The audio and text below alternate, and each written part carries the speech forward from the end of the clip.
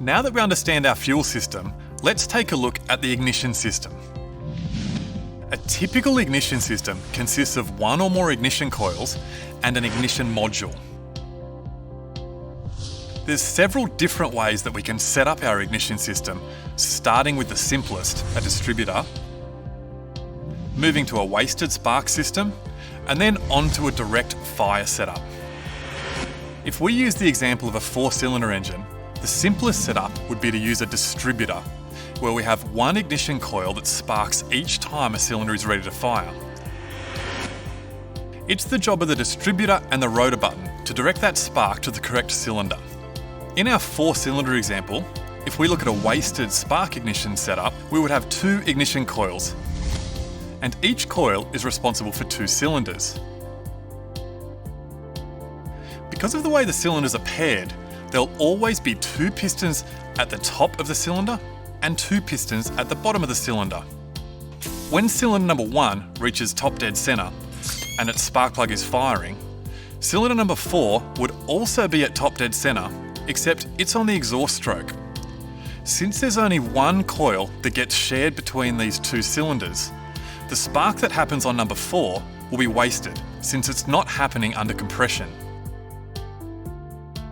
When these cylinders return to the bottom, then come back up to top dead center, the same coil fires again, only now cylinder 1 is on the exhaust stroke, so that spark's wasted, and cylinder number 4 is on the compression stroke, so that spark gets used. This process happens over and over again, alternating which cylinder wastes the spark. The most complex of the ignition system styles that we have is direct fire.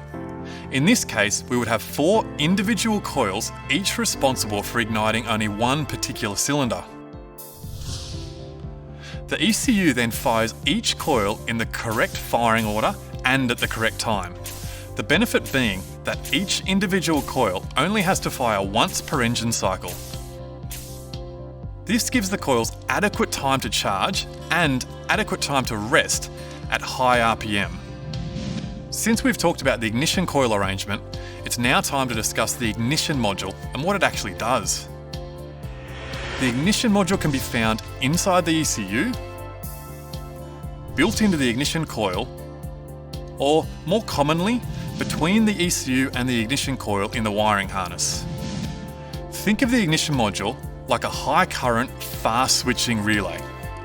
This allows us to isolate the coil charging current and take care of that high energy load outside of the ECU. Rather than have the ECU directly connected to the coil, the ECU simply switches the ignition module on and off. This switches the ignition coil to a ground source, which allows the battery voltage to charge the coil. This also helps to isolate the ECU from electrical interference or noise. The real issue is that depending on the type of coil you have and the number of windings in the coil, as well as how much battery voltage is available, it takes a specific period of time to charge the coil so it has enough energy to give us a good quality spark.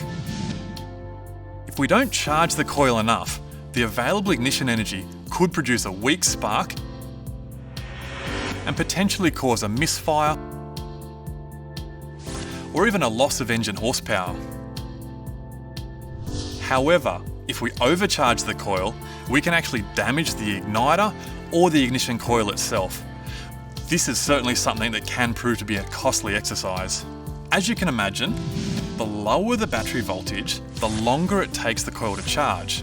The higher the battery voltage, the less time it takes the coil to charge.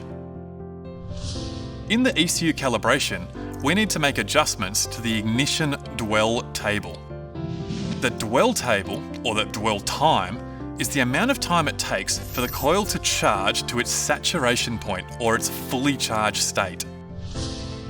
We would typically have a 2-dimensional table which specifies the period of time in milliseconds versus the battery voltage that it takes to charge the coil to its full capacity.